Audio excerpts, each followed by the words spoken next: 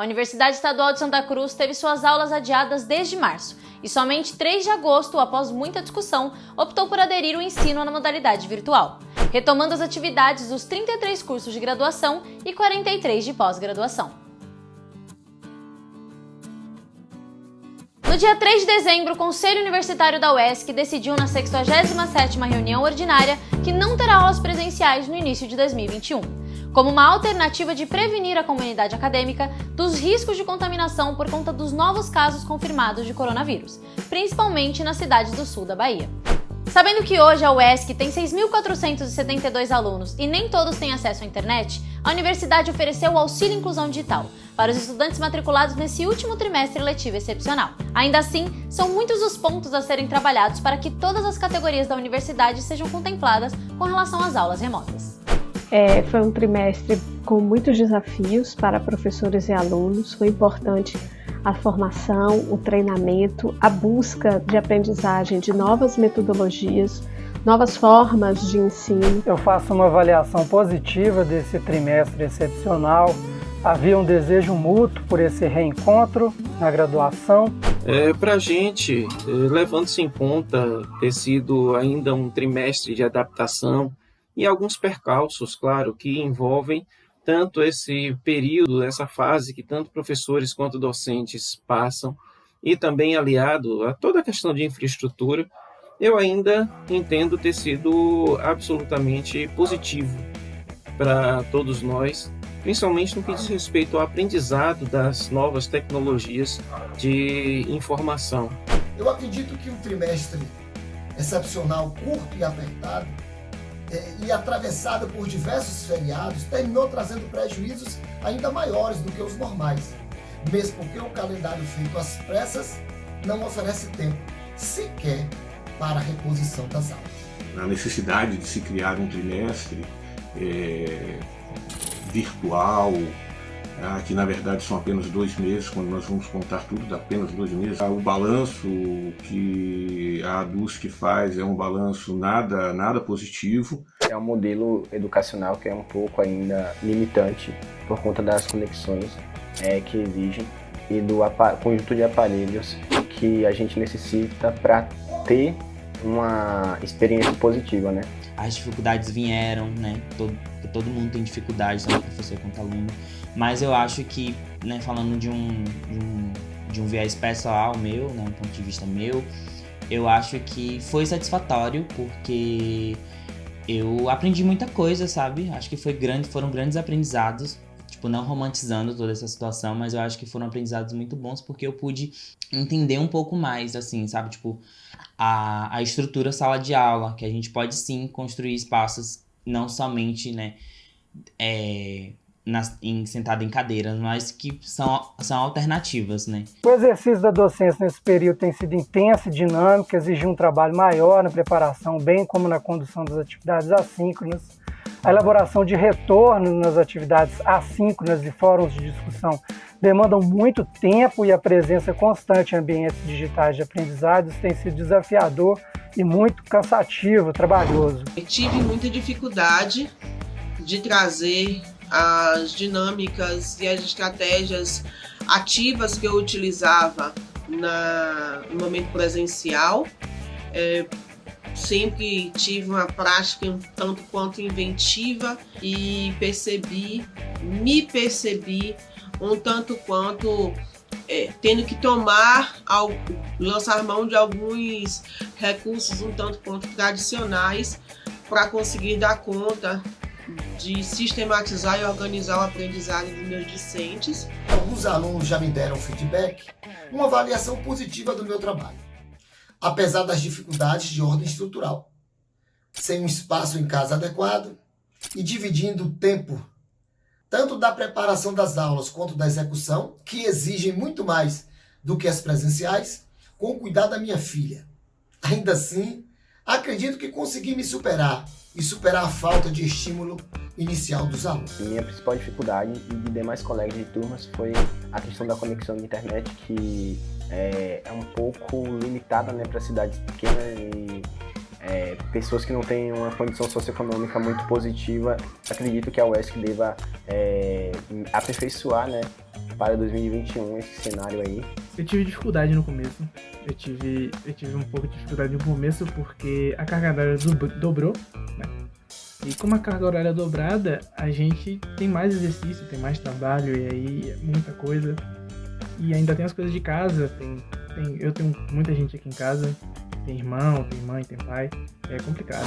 Desde março desse ano, com o fechamento da universidade, a atividade médica, atividade de suporte, atividade desenvolvida pelos técnicos, ela não parou. Não pôde ser interrompida, inclusive para que a universidade não incorresse em nenhum prejuízo. Algumas das preocupações que nós temos são preocupações relativas, por exemplo, às contas domésticas do desenvolvimento da atividade remota, que vem sendo pressionada. Nós temos também uma situação relativa à nossa comunicação funcional e documental com os gestores, com as unidades de colegiado, departamento, alunos, né, que infelizmente são de maneira evasiva, né, inclusive não respeitando horários de expediente. São N preocupações, inclusive algumas do cunho de assédio moral, né, que a nossa categoria passa. Então, é necessário a gente registrar que essas são algumas das nossas preocupações com um trimestre excepcional.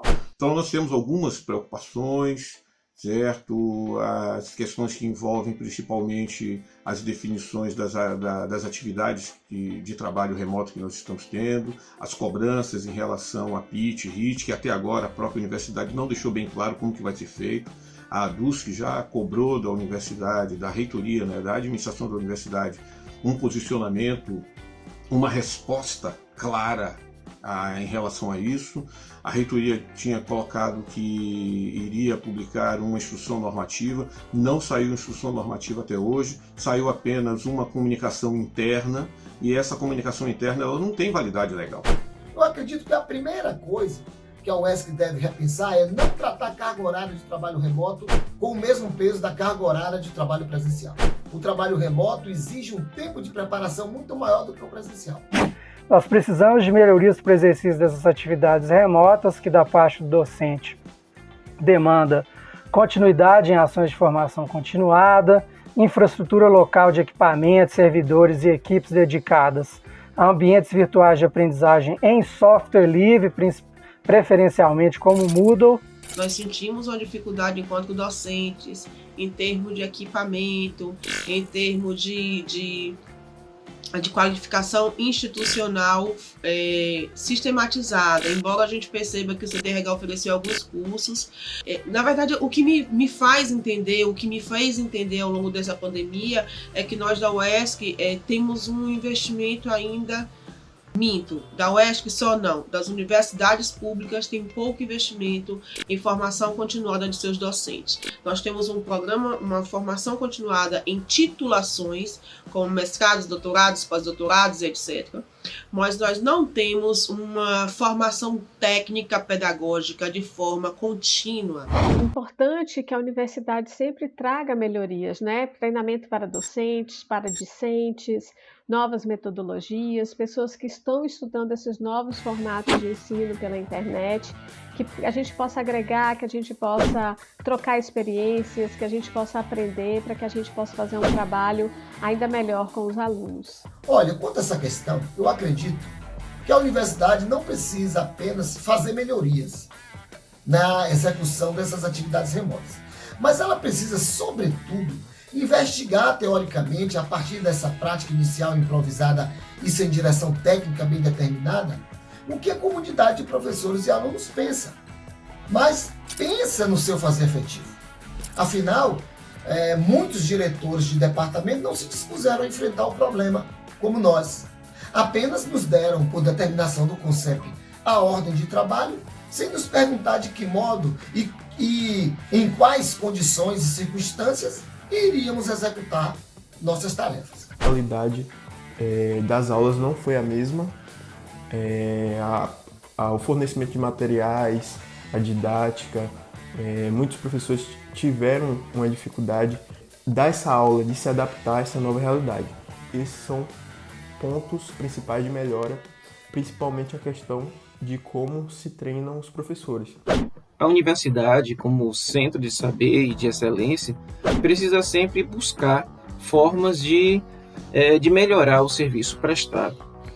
No tocante especificamente falando a respeito do ensino e da possibilidade de melhoria da condição de ensino, penso que a universidade deveria buscar, junto ao governo do estado e junto também às outras universidades, talvez aí formar alguma espécie de consórcio para contratar especificamente o serviço de uma plataforma que possibilite uma melhor segurança para nós prestar esse serviço. Porque atualmente nós estamos dependendo, digamos assim, da vontade da Google no que diz respeito às funcionalidades que ela mantém dentro do Google Meet, que é a plataforma que nós utilizamos atualmente.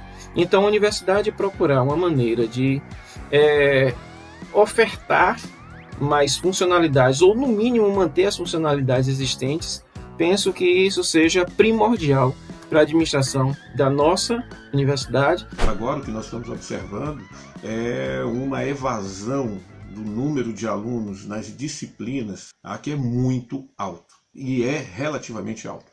E esse dado tem que ser levado em consideração antes da universidade tomar qualquer atitude frente ao posicionamento dela em relação ao ano 2021. Para o ano que vem, 2021, a posição da nossa categoria é justamente que a atividade se desenvolva toda de maneira remota, porque nós estamos no epicentro de contágio, essa mesma micro-região sul-Bahia.